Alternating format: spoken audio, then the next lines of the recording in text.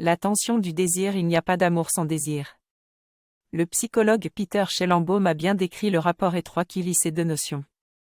Il pense que l'amour et le désir sont localisés au même endroit de notre corps, au centre de la poitrine, à hauteur du cœur, là où ceux qui souffrent d'amour ou de désir pressent leurs mains.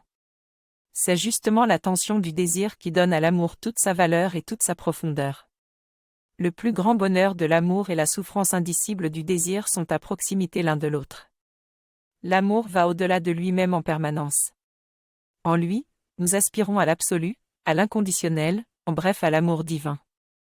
Prendre conscience de son désir ne veut pas dire fuir la réalité de la vie.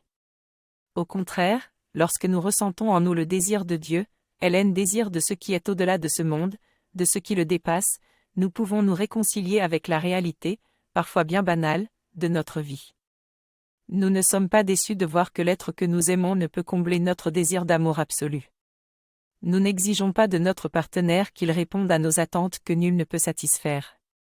Je me rends compte à quel point, souvent, des hommes et des femmes attendent de leur partenaire qu'il les sauve, les libère et donne un sens à leur vie. Le désir relativise nos attentes envers les humains pour que nous soyons capables de les considérer comme tels, sans les comparer à Dieu.